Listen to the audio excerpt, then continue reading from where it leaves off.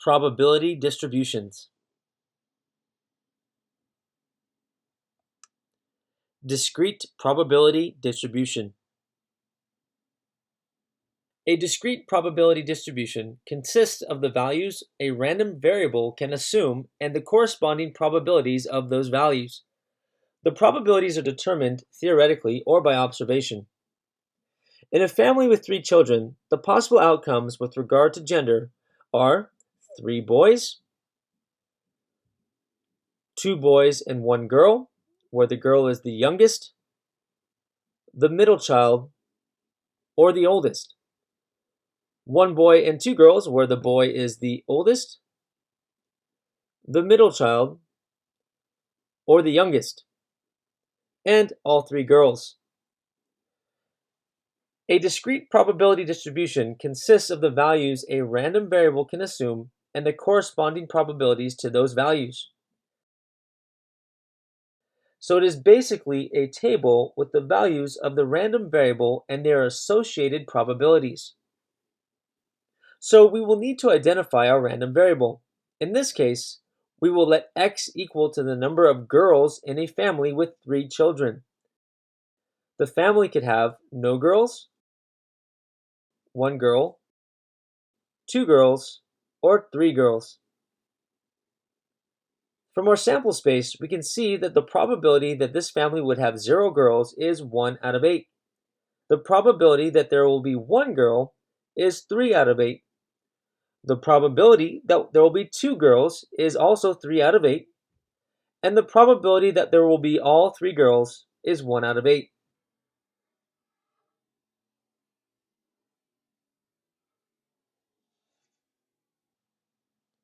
Let's go ahead and follow along with your student notes.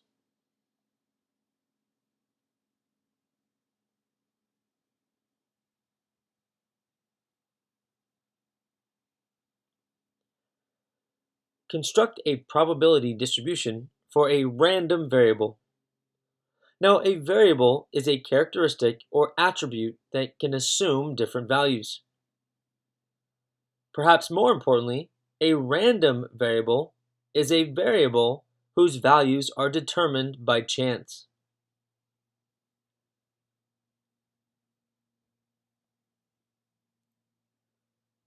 Discrete versus continuous variables. Discrete variables are variables that have a finite number of possible values, or an infinite number of values that can be counted. Whereas variables that can assume all values in an interval between any 2 given values are called continuous variables. Continuous random variables are obtained from data that can be measured rather than counted.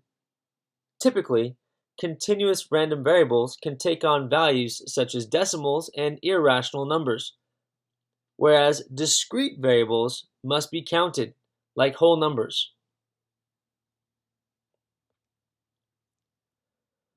A probability distribution is a process that leads to well-defined results or outcomes due to chance. A discrete probability distribution consists of the values which a random variable can assume and the corresponding probabilities of those values.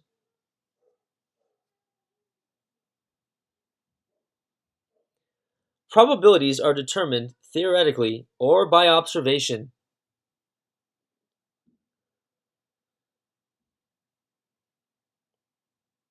Let's do some examples based on theory. First, the probability distribution for tossing 3 coins. Construct a probability distribution for a discrete random variable using a probability experiment of tossing 3 coins. If we were to toss 3 coins, the sample space will be as follows. That is, tails, tails, tails. That is, you toss 3 coins and they all come up tails. Tails, tails, heads.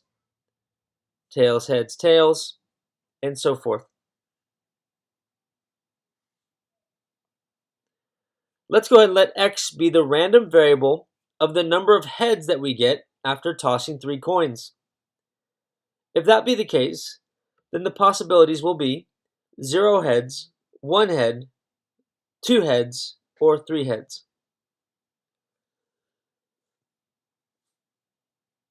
With that in mind, we can come up with the following table.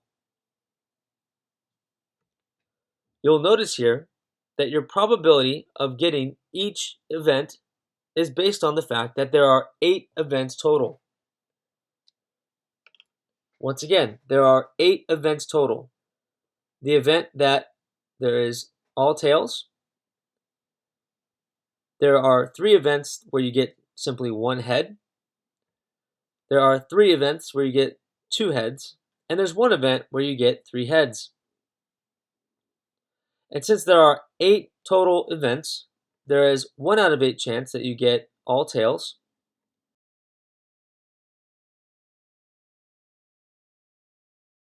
You get 3 out of 8 chance that you get 1 head exactly. Same with 2 heads, a 3 out of 8 chance.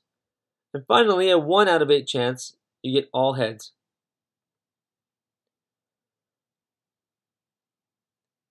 Now this simply leads us to our probability distribution. It will look as follows. This here is a probability distribution.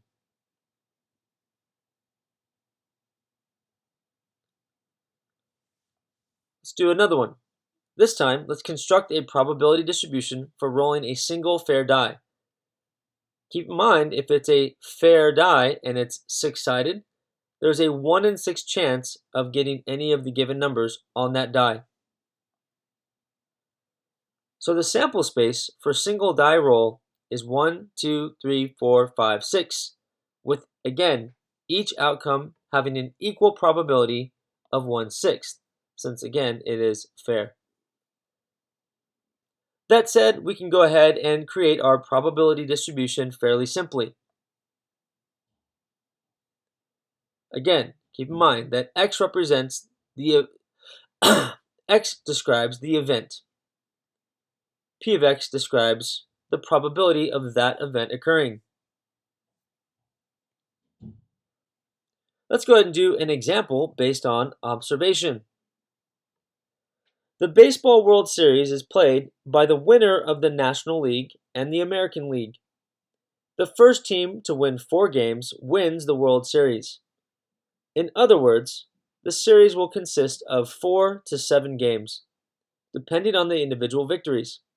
The data shown in the following table consists of 40 World Series events. The number of games played in each series is represented by the variable x. Find the probability P of x for each x and construct a probability distribution.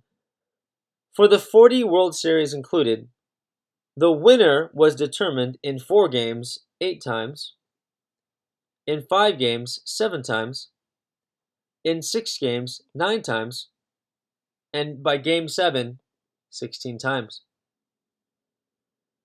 Now remember, there were 40 World Series that we're talking about here. So based on these facts, let's go ahead and construct our probability distribution.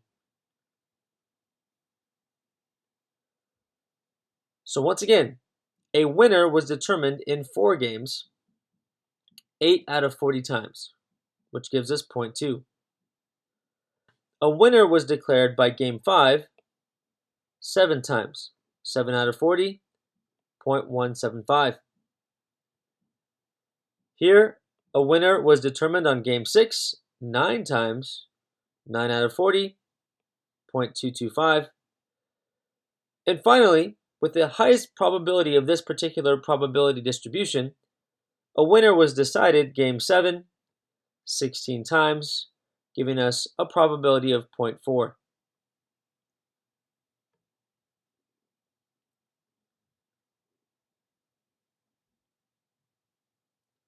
Requirements for a probability distribution. The sum of the probabilities of all of the events in the sample space must equal to 1. That is to say, if you added up all of the probabilities in the sample space, you get 1.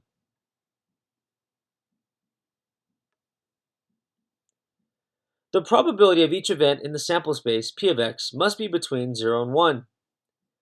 but also could equal 0 if there is no chance, or 1 if the event is guaranteed. Typically, probabilities are between 0 and 1, but again, it is possible for it to equal 0 or 1 in certain situations. Notice how I include 0 and 1 in my range of probabilities.